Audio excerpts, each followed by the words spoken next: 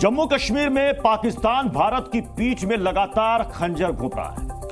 आतंकियों से लड़ते हुए हमारे जवान देश के लिए शहादत दे रहे हैं, लेकिन पाकिस्तान से भी ज्यादा जख्म हमें घर के लोग दे रहे हैं। नेशनल कॉन्फ्रेंस के सीनियर नेता फारूक अब्दुल्ला ने सेना को लेकर ऐसा विवादित बयान दिया है जिसे सुनकर किसी का भी सिर शर्म से झुक जाए। फारूक अब्दुल्ला ने क्या कहा है ये आपको सुनवाएंगे। साथ ही बढ़ती आतंकी घटनाओं पर विपक्ष जो सवाल पूछ रहा है वो भी आपके सामने रखेंगे।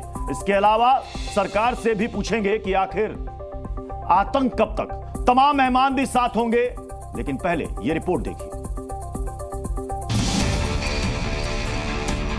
बयानों के सुरमा फारूक अब्दुल्ला ने अपने नए बयान से बेशर्मी की मोटी लकीर खींच दी है। तो मुझे बताइए, इतनी फौज है हमारे बॉर्डर पे, मैं नहीं समझता किसी भी मुल्क में ऐसी इतनी फौज हो। फिर ये लोग कैसे आ रहे हैं, ये दवाइयां कैसे आ रही हैं, मिले हुए हैं, हमारी बर्बादी के लिए मिले हुए हैं।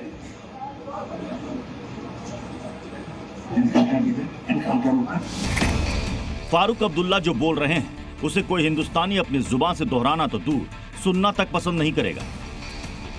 ये लोग कैसे आ रहे हैं, ये दवाइयां कैसे आ रही हैं, मिले हुए हैं, हमारी बर्बादी के लिए मिले हुए हैं।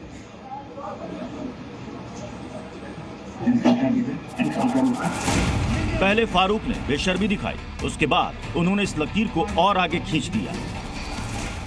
ये कंट्रोवर्शियल स्टेटमेंट किसने किया है, क्या है कंट्रोवर्शियल इसमें? फारूक अब्दुल्ला बयानों की बेशर्मी दिखा रहे हैं। उधर विपक्ष देश के जवानों की शहादत पर सवाल खड़े कर रहा है, लेकिन सरकार कह रही है कि आतंक काफी हद तक कम हुआ है। की जो व्यवस्था है वो इस कदर पुख्ता नहीं हो पा रही कि हमले रुक सकें। इस चूक की जिम्मेदारी सरकार को लेनी पड़ेगी। दबाव बढ़ा था कश्मीर घाटी में, उनका फोकस इस तरफ हुआ, लेकिन अब सुरक्षा बलों ने अपनी रणनीति बदली है। मुझे लगता है कि आने वाले कुछ सप्ताह में इस पर नियंत्रण भी पा लिया जाएगा। जम्मू कश्मीर में आतंकी घटनाओं के बीच फारूक अब्दुल्ला का यह बयान कतई जायज नहीं ठहराया जा सकता। सवाल यह है कि जब आतंक के खिलाफ बड़ा एक्शन होता है तो फारूक सेना पर सवाल क्यों उठाते हैं? आतंकियों के खात्मे पर फारूक अब्दुल्ला को तकलीफ क्यों होती है? क्या इस तरह की बयानबाजी के पीछे जम्मू कश्मीर में चुनाव की आहट है? आतंक के खिलाफ विपक्ष की राजनीति के पीछे कौन है? क्या विपक्ष का यह आरोप सही है कि सरकार आतंकी घटनाओं से ठीक से निपटने में नाकाम रही है? करेंगे तमाम सवालों पर बहस। हमारे साथ होंगे खास मेहमान। आप बने रहिए जी न्यूज के साथ। तो आपको एक बार फिर से दिखाते हैं कि आखिर फारूक अब्दुल्ला ने कहा कि यार क्यों इससे सवाल खड़े हो रहे हैं। हमारी बर्बादी के लिए सब मिले हुए हैं, ये कहा है फारूक अब्दुल्ला ने। अब सवाल है कि जवानों की शहादत का यह अपमान नहीं है? सेना के नाम पर आखिर राजनीति तो नहीं है? क्यों की जा रही है राजनीति? जो फारूक अब्दुल्ला कह रहे हैं, उन्होंने कहा कि आतंकी आसमान से तो नहीं टपके, ये उनका कहना है। अब सवाल है कि वीर सपूतों की शहादत इनको क्यों नहीं दिखती फारूक अब्दुल्ला की? जब फारूक अब्दुल्ला कहते हैं कि इतनी सेना के बाद भी आखिर घुसपैठ कैसे यहां पर हो रही है, क्या फारूक अब्दुल्ला को अपने देश की सेना पर, जवानों पर भरोसा नहीं है क्या? सवाल यह बड़ा है। जब फारूक अब्दुल्ला कहते हैं घुसपैठ की जिम्मेदारी कौन लेगा, तो सवाल यह है कि क्यों बार बार जाग जाता है पाकिस्तान प्रेम? यही फारूक अब्दुल्ला है जो बार बार यह कहते हैं कि हमें पाकिस्तान से बातचीत करनी चाहिए, पाकिस्तान की तरफ हाथ बढ़ाना चाहिए। ये कहते रहे अक्सर फारूक अब्दुल्ला। तो आज हमारे साथ खास मेहमानों का पैनल हमें ज्वाइन कर रहा है, लेकिन आपको एक बार फिर से सुनाते हैं फारूक अब्दुल्ला का वो बयान जिसको लेकर यह कहा जा रहा है कि यह सीधे सेना का अपमान है और फारूक अब्दुल्ला से माफी की मांग की जा रही है। तो मुझे बताइए, इतनी फौज है हमारे बॉर्डर पे, मैं नहीं समझता किसी भी मुल्क में ऐसी इतनी फौज हो। फिर ये लोग कैसे आ रहे हैं, ये दवाइयां कैसे आ रही हैं, मिले हुए हैं, हमारी बर्बादी के लिए मिले हुए हैं।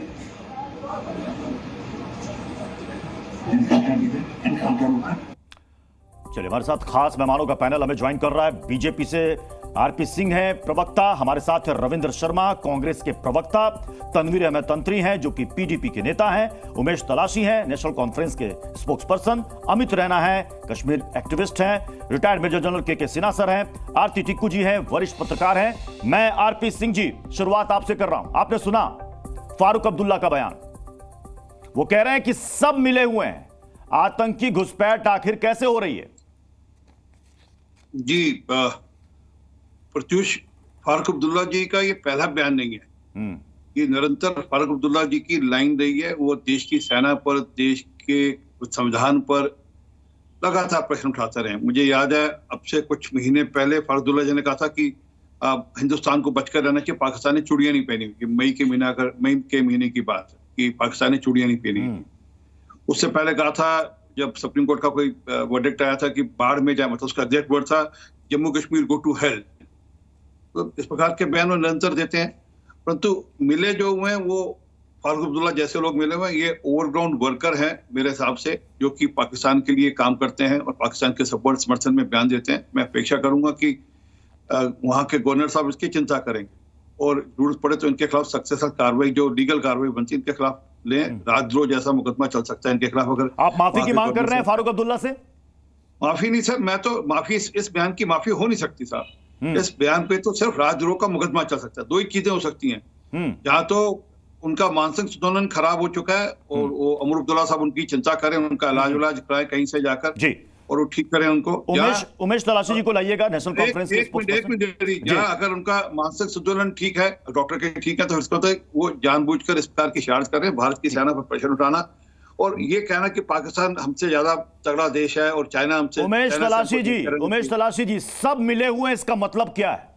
भारतीय सेना, हमारे जवानों पर कोई भरोसा नहीं। मैं आपको, आपने इसको कंट्रोवर्शियल एक बयान बता दिया। मैं आपको एक चीज मैं समझने की जरूरत है यहाँ पे कि आप मुझे बताइए, फॉर्मर डीजीपी का स्टेटमेंट है और आपने देखा होगा 600 से ज्यादा इन्फिल्ट्रेशंस का कहा जा रहा है कि 600 से ज्यादा टेररिस्ट का इन्फिल्ट्रेशन है। उसके बाद जब हम बार बार ये एनकाउंटर्स देखते हैं तो दिखाया जाता है कि फॉरेन टेररिस्ट हैं। आप मुझे बताइए इन्फिल्ट्रेशंस हुई कैसे? देखिए बॉर्डर है, कोई कैंटीन तो नहीं है ना जहां लोग घूमने आए, कोई फिल्म का सीन तो है नहीं ना कि तारों के नीचे से आए, परमिशन लेके आए। इन्फिल्ट्रेशंस हुई कैसे? सवाल पहला ये है जी। आप सरकार से पूछिए, पहले बताइए उमेश तलाशी जी, ये आतंकी घुसपैठ की घटनाएं पहली मर्तबा तो नहीं हो रही हैं। इससे पहले भी आतंकी घुसपैठ करके आते रहे हैं।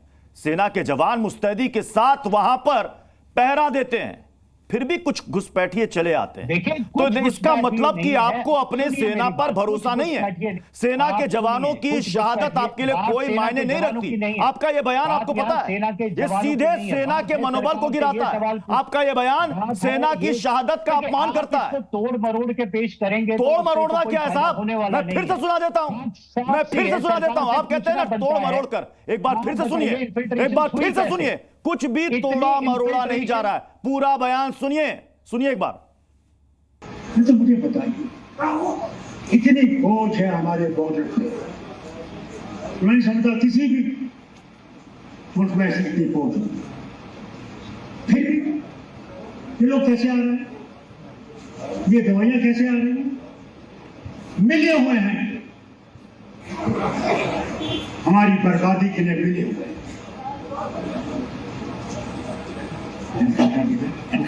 बताइए उमेश तलाशी जी, कुछ भी हमने तोड़ा मरोड़ा नहीं है, एज इट इज बयान। नहीं, मैं तो बिल्कुल साफ से बयान सुना मैंने। मैं आपको वही पूछ रहा हूँ, बताइए इन्फिल्ट्रेशन फिर हुई कैसे? एक सिंपल सा सवाल है, कैसे हुई इन्फिल्ट्रेशन? तो ये सेना ने करवाया, ये सेना ने करवाया। मैं आपसे सीधे पूछ रहा हूँ, सेना ने करवाया? घुसपैठ सेना ने करवाई, घुसपैठ सेना ने करवाई। मैं सीधे पूछ रहा हूँ, टू द पॉइंट। सेना ने घुसपैठ करवाया, आतंकी घटनाएं हुई, हमारे सेना के जवान शहीद हुए, ये सेना ने खुद करवाया हमले। कैसे हुई इन्फिल्ट्रेशन? आप बताइए। मुझे सीधे टू द पॉइंट जवाब चाहिए उमेश तलाशी जी।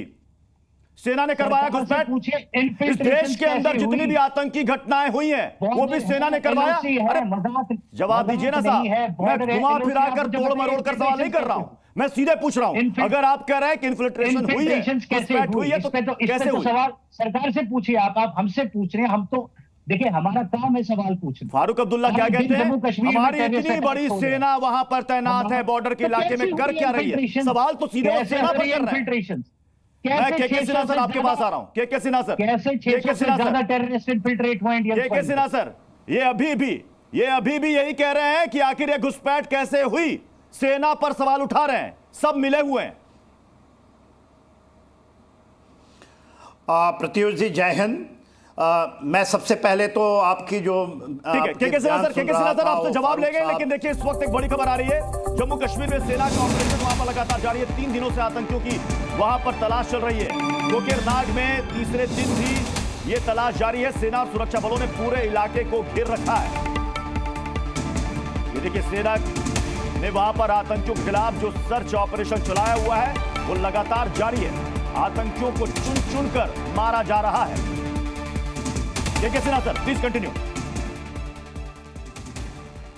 देखिए प्रत्युष, मैं ये बता रहा था कि मैं आपके अभी सुन रहा था जिस तरह से अभी फारूक अब्दुल्ला साहब, जिनको मैं ये मानता हूं कि वो जो आपने कहा और आरपी सिंह साहब ने कह दिया कि OGW हैं, वो OGW से भी बढ़कर हैं। ये जो देशद्रोही जयचंद जो आज भी जिंदा है, सेना के ऊपर सवाल करते हैं, उनकी शहादत हो रही है। केवल मैं से लेकर अभी तक 16 लोग मारे गए हैं। उन्होंने शहादत दी है, और शहादत इन नकम्मों लोगों के कारण, इन देशद्रोहियों के कारण दिया गया है। फारूक अब्दुल्ला, उमर अब्दुल्ला 27 साल तक यहाँ पर ये की हैं, और ये पूरा का पूरा जो आप देख रहे हैं ना अभी पाकिस्तान से चलाया हुआ, ये इनके ही दौरान चलाया हुआ है। 80 और 90 दशक में फारूक अब्दुल्ला साहब ने 10 साल यहाँ पर ये रहे हैं चीफ मिनिस्टर साहब, और ये आज ये बात उठाते हैं। और इसलिए बात उठाते हैं क्योंकि इनको ये तलमली है कि वहाँ पर कुछ नॉर्मलसी आई थी, बहुत सारी चीज़ें हुई थी, पाकिस्तान उसका एक काट किया है, जिसके कारण ये चीज़ें हुई हैं। अभी ये बात होती है कि 600 लोग कैसे आ गए। ऑपरेशन रोशनी आप जानते हैं, ये गुपकार गैंग के लोग जिसमें फारूक अब्दुल्ला शामिल हैं जी। ये ऑपरेशन रोशनी इन्होंने चलाई थी। वो जमीनें, वो नाले, वो सुने एक मिनट, एक सेकंड दें, नहीं तो समझेंगे नहीं। ऑपरेशन रोशनी एक है जमीन मुहैया करवाई है उन नालों से, उन इन्फिल्ट्रेशन पॉइंट से। बात हो रही है रोशनी। अरे साहब चुप रहे आप। अरे देशद्रोहियों को आप, व्हाइट कॉलर टेररिस्ट को आप अपने चैनलों में बैठाते हैं। ये सारे लोग हैं इनके हाथ खून से रंगे हुए हैं। अपोजिशन से नहीं, क्या सवाल से पूछिए सवाल। हाँ, सवाल से भी, हमारी सरकार से भी सवाल है। ये लास्ट 10 साल से ये सरकार है। यही मैं सरकार से भी सवाल उठाता हूँ। एक मेजर की शहादत होती है, एक डीवाईएसपी की शहादत होती है, एक कर्नल की शहादत होती है। आपको क्या है, आपको आके लगाते हैं उनके ऊपर। आपको तो ये कहते हैं कि उनकी शहादत नहीं हुई, वो तो मिले हुए हैं। मुझे बताइए ना कैसे 600 से ज्यादा टेररिस्ट जम्मू कश्मीर में आए हैं। हाँ, मैं बता तो रहा हूँ आपको। अरे हमारी सरकार आज भी 10 साल से काबिज है। उनके हाथ वो अपनी रिस्पॉन्सिबिलिटी से भाग नहीं सकते। जम्मू कश्मीर में अपने रिस्पॉन्सिबिलिटी से भाग नहीं सकते। ये स्कैम हो गया, वो स्कैम हो गया। तो इनसे बुलाइए, आप मेरे से बुलवाइए, बुलवाइए। आपने सवाल दोहराया ना कि आखिर ये आतंकी आए कैसे। जवाब ले लीजिए रोशनी स्कैम जी। अरे आपने सवाल पूछा ना, जवाब ले लीजिए सर। जवाब तो रोशनी स्कैम का आ रहा है। मैं जवाब देता हूँ। जवाब दीजिए। हाँ, मैं जवाब देता हूँ। मैं पहले इस सरकार से पूछना यह चाहता हूं कि क्यों आपने हमारा EFC फायर कर दिया 2021 में, जब 2019 में सर्जिकल स्ट्राइक और बालाकोट ऑपरेशन के बाद सब चीजें हो गई, 2021 में बंद कर दी हमने। उसके बाद आप ये 2024 के अंदर में वहां से जो हमारी ग्रिड है वो निकाल दी गई। आज सेना को इस तरह यूज करते हैं जैसे पुलिस। ये भाग दौड़ की लड़ाई नहीं होती, सेना की लड़ाई अक्रॉस होती है। कोई कहे ये जो गुपकार गैंग के लोग बैठे हैं आपके चैनल पे, ये कहें कि आप सीज फायर खोलिए, अक्रॉस करिए फायर। हमारा ऑपरेशन अपने इलाकों में नहीं होता, वो पुलिस का काम है। हम इनके चंगलों में फंसे हुए हैं और शहादत दे रहे हैं और कुछ नहीं। ठीक है, हमें इस तनवीर तरह से अहमद यूज तंत्री, नहीं किया जाता। तनवीर अहमद तंत्री, हम भाग क्या दौड़ की लड़ाई नहीं पीडीपी करते। फारूक अब्दुल्ला के बयान से सहमत है कि सब मिले हुए हैं? तनवीर अहमद तंत्री को लाइए स्क्रीन पर। हमारे कहने से क्या होगा? देखिए, बहुत शुक्रिया मुझे भी वक्त देने के लिए। जहां तक आपने फारूक अब्दुल्ला साहब के बयान की बात की, देखिए मैं एक ही बात कहना चाहूंगा, इस टाइम हमें जो है पूरा देश देख रहा है और पूरे देश में हम देशद्रोही फारूक अब्दुल्ला, देशद्रोही, ये तो फारूक अब्दुल्ला, ये पूरे अब्दुल्ला फारूक अब्दुल्ला, ये क्यों नहीं सर, बिल्कुल बिल्कुल नहीं सर, इस तरह मैं सभी मेहमानों से कहूंगा इस तरह के अल्फाजों का इस्तेमाल ना करें, किसी के लिए इस तरह के शब्दों का इस्तेमाल ना करें, प्लीज प्लीज। तनवीर अहमद, बताइए, तनवीर अहमद पीडीपी सहमत है फारूक अब्दुल्ला के बयान से, सब मिले हुए हैं? पहले ये जो भाजपा को खुश करने के लिए कुछ लोग चैनल पर बैठे हुए, इनको पूरा बोलने दिया जाए। सबसे पहले सेना के अधिकारी रहे हैं, क्या बात कर रहे हैं तनवीर जी? आवाज होनी चाहिए प्रत्युष, और कुछ नहीं आवाज होनी चाहिए यहाँ पर। ये है कि ये हमें यहाँ से हम लोग, ये सेना के अधिकारी रहे हैं के सिन्हा जी, हमसे और आपसे ज्यादा ये सेना के बारे में जानते हैं और उन इलाकों के बारे में जानते हैं। बलिदानी हो रही है, प्लीज कंटिन्यू। ये बैठ करके बातें कर रहे हैं कि पाकिस्तान से बात कर लो।